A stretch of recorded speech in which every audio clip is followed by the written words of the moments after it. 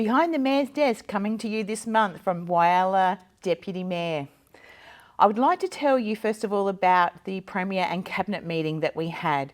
So we're very fortunate to have the Premier and most of the Cabinet come to Whyalla recently. Fantastic day for our community. They met with GFG officials, also union representatives and workers from GFG. It was a great opportunity for the Premier to hear firsthand the challenges that our community are going through right now. They had a very busy day. They were also meeting with a variety of community groups, and also the Whyalla City Council had an opportunity to have an hour with a fantastic presentation from our Director of City Growth, Jade Ballantyne. Within this presentation, we were able to let the Premier and the Cabinet know about 3 of the precincts that we are focusing on at the moment. We have our Cuttlefish Drive. Some work's been done out there, but there's more that we can do. We've also got our Foreshore Master Plan. We've just set send on our second grant proposal, so hopefully we're quite successful with that and we can get some work going on that pretty soon. The 3rd precinct is the Nicholson Avenue precinct, which includes emergency services, a cultural hub, the Middleback Arts Centre upgrade, and an office for many services to come together, a bit like a one-stop shop for our town. So, very positive presentation. The Premier and Cabinet were all very engaged and very thankful. This wasn't just a tick box opportunity for them. The Premier was very clear that the state needs Whyalla. So again, very positive visit from Premier and Cabinet. Now to our council meeting. We had a recommendation to the LGA for a new president. So this position becomes vacant every 2 years, and Whyalla City Council have recommended Dr. Jane Lomax-Smith for the position. So we'll all keep tuned and see what is the outcome of that nomination. Our annual report was also released. Fantastic information in there. You can have a look what Whyalla City Council have been up to for the last year. There are stats, there are stories on projects that have been completed and events that have been run. I urge everyone to have a look and really get around the busy work that our council do for our community. Another thing that we spoke about were closure over Christmas for council facilities. So our office and also our library will be closed from Tuesday the 24th of December and reopening again on Thursday the 2nd of January. This gives our hardworking staff an opportunity to have a bit of a break and celebrate with their families over Christmas.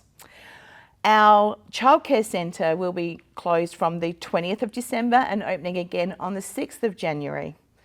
The visitor centre will only be closed for Christmas Day. Then it's business as usual straight after. Another thing that we spoke about was some illegal dumping. We had a question from a resident on illegal dumping, and I just would like to let the community know we spend $365,000 of the community's money trying to deal with people that don't do the right thing with their rubbish.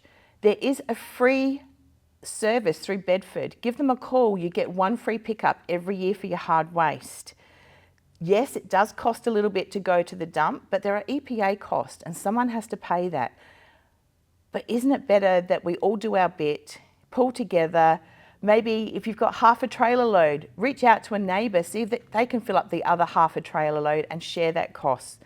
But the illegal dumping, we are all paying for it.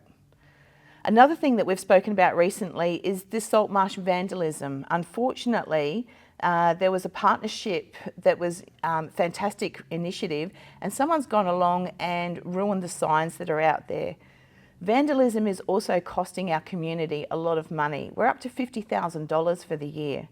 So this is a variety of vandalism acts, including taking out the vegetation on the beach, the lights that have gone down at Hummock Hill, and now the salt marsh signs as well. Again, this is an impact that we all have to pay for. So if you see any illegal dumping or vandalism, please report it to Crime Stoppers. Even though our services are down over Christmas, remember there are still emergency numbers that you can contact council on, and also we have a My Local Services app. Fantastic way of reporting anything that you see around the town.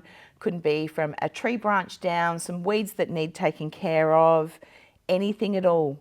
It's a fantastic way to report to council, but also gives us a record, and we can keep track of what needs the community have and the action that council have taken to fulfil these needs. I also urge everybody to look at the recordings of our council meetings. If you're unable to attend, there's always a record there, and then you get the truth of exactly what's going on in our council meetings. You get lots of information. We have many reports every month. So again, if you're unable to attend, please look at the YouTube viewings and you'll get the information directly and truthfully. Thank you very much, and hopefully you will see the Mayor back next month.